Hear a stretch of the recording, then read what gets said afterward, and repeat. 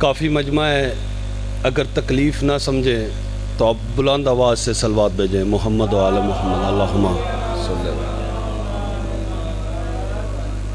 اعوذ باللہ من الشیطان الرجیم، بسم اللہ الرحمن الرحیم۔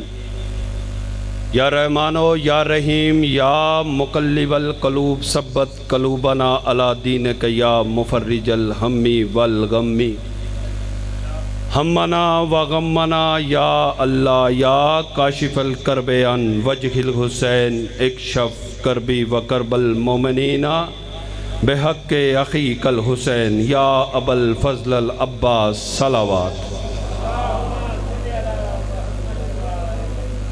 نعرہ تکبیر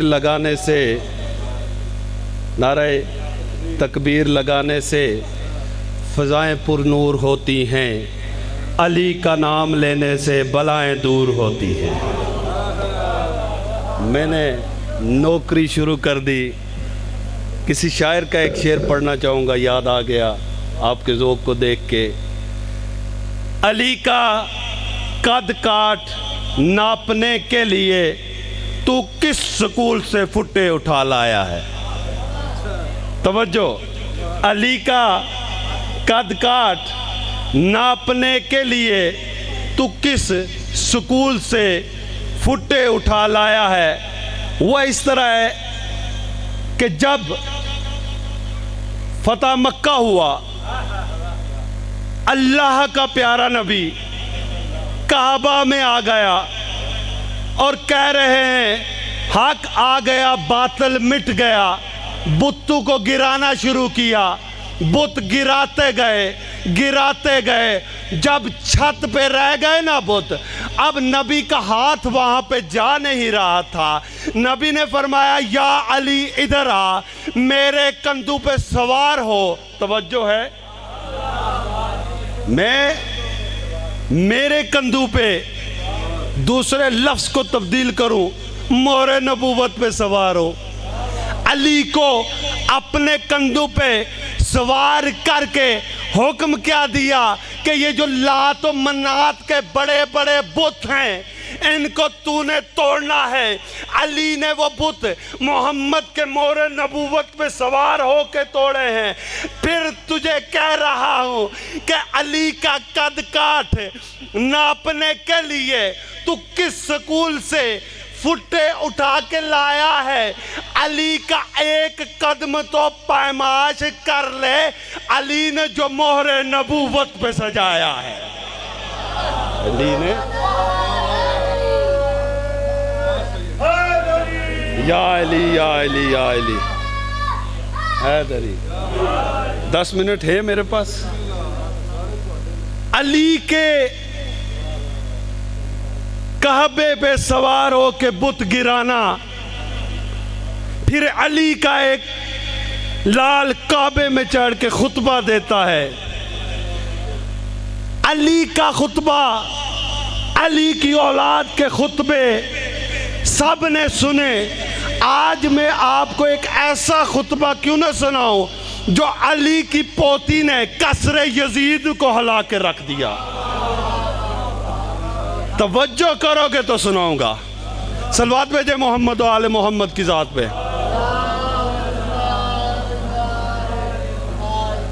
یزید کی بیوی نے کہا، یزید کی خواتین نے کہا کہ ہم نے دربار میں ہم نہیں گئے، ایسا کر اہل بیت کی خواتین کو ہمارے پاس بھیج، ہم ان سے کچھ باتیں کرنا چاہتے ہیں۔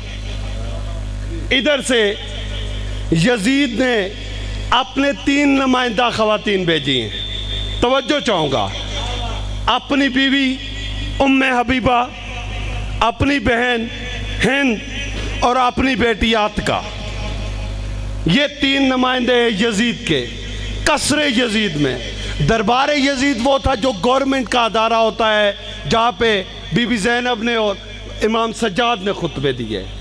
قصر یزید وہ ہے یزید کا خالصتاً گھر۔ یزید کے گھر میں ادھر سے آنے والی 3 خواتین تخت پر بیٹھ گئی، ادھر سے 3 پاک دامن بیویاں آئی ہیں۔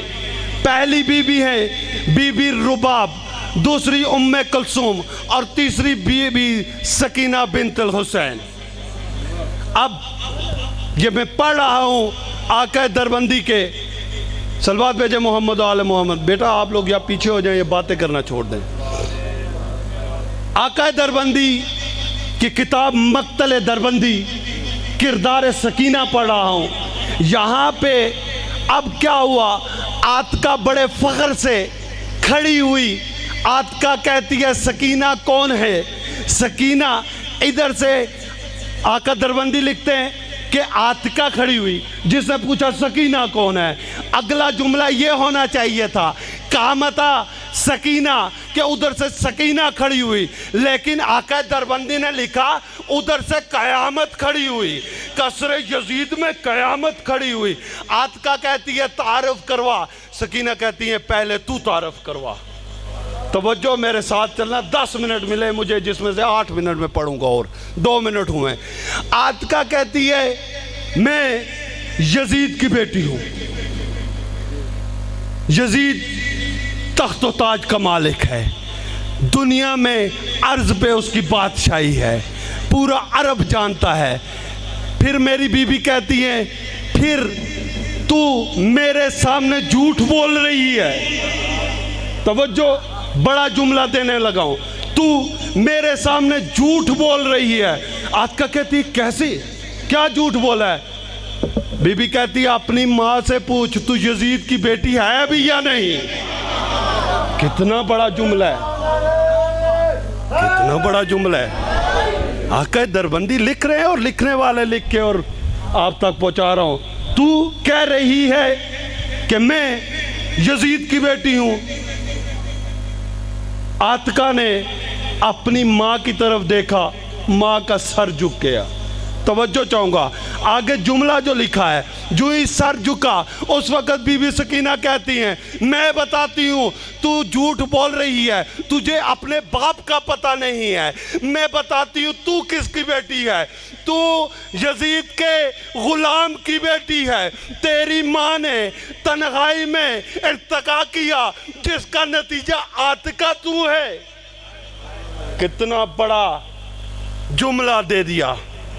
اس کے بعد بی بی نے خطبہ شروع کیا ہے، الحمدللہ رب العالمین، تمام تعریفیں اس خدا کی ہیں ریت کے ذروں اور سنگریزوں سے بڑھ کر۔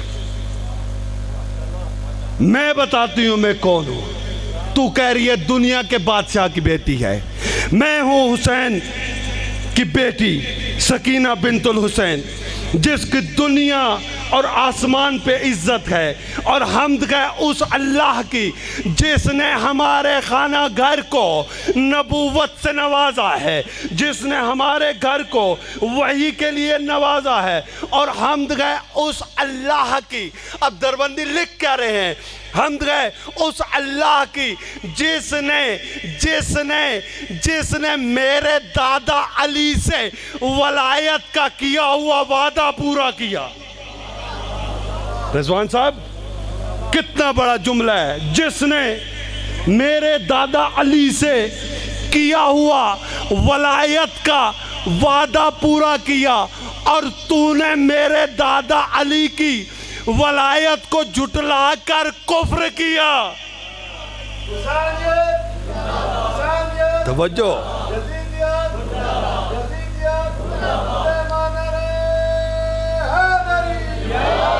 کیوں نہ میں بی بی کا شکر ادا کروں، شکریہ ادا کروں کہ قصر یزید۔ دیکھیں رضوان بھائی، غدیر خم میں خطبہ دینا آسان تھا، خانہ کعبہ کے چھت پہ خطبہ دینا آسان تھا، بندہ پابند رسن ہو اور ہو بھی یزید کے گھر میں، اور ہو بھی زہرا کی لاڈلی، اور وہ خطبہ دے علی کے لہجے میں۔ پھر دیکھیے، توجہ کیجئے، پھر وہ حق کہہ رہی ہے نا کہ تو نے کفر کیا، تو میں شکر کیوں نہ ادا کروں کہ تو نے یہ واضح کر دیا کہ علی کا منکر جو علی سے انکار کرے گا وہ گناہگار نہیں بلکہ کافر ہے۔ علی کا انکار کرنے والا کافر ہے۔ جب یہ بی بی نے خطبہ دے دیا، قصر یزید ہل گیا. دوڑتا ہوا ایک بندہ آیا یزید کے پاس, یزید جلدی کر, اہل بیت کی بیویوں کو جلدی زندان میں بھیج, وگرنہ تیرا قصر یزید ختم ہو جائے گا. جو ہی وہ واپس جانے لگے, امام سجاد علیہ السلام بیٹھے ہوئے ہیں. بی بی کلثوم نے کہا کہ آج سکینہ نے وہ خطبہ دیا ہے جو دادی زہرا نے دیا تھا. بی بی رباب فرماتی آج سکینہ نے بی بی فاطمہ جیسا خطبہ دیا ہے. اب میرے امام سجاد نے اپنی بہن سکینہ کو گلے سے لگایا اور کہا کہ ہمیں آپ سے یہی یقین اور امید تھی. آپ نے خطبہ دے کر یزیدیت کا نقاب اٹھایا ہے. دادی فاطمہ نے خطبہ دے کر مسلمانوں میں الجھے ہوئے اس منافقت کے شجرے کو سامنے لایا تھا. لیکن یاد رکھنا,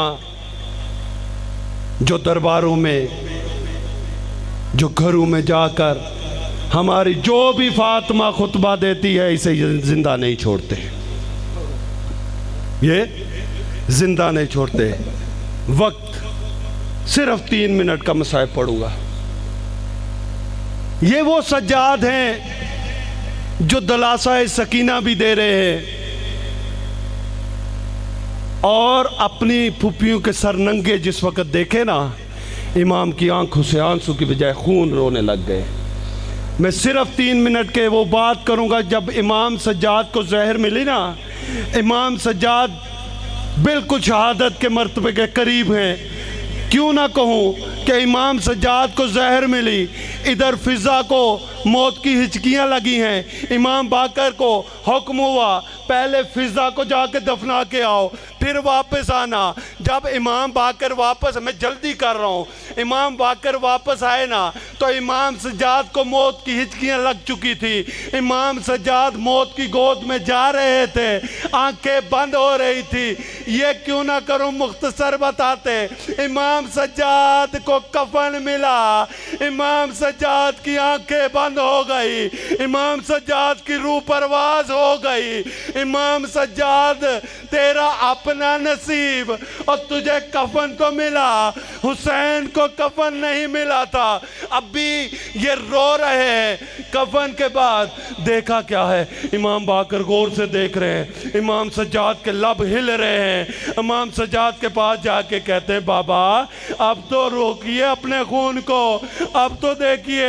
جب امام باقر نے امام سجاد کے لبوں پہ کان رکھے ہیں, امام سجاد کی آواز آتی ہے, او بازار اور زینب کا جوڑ نہیں, او بازار اور میری پھپھیوں کا جوڑ نہیں. اللہ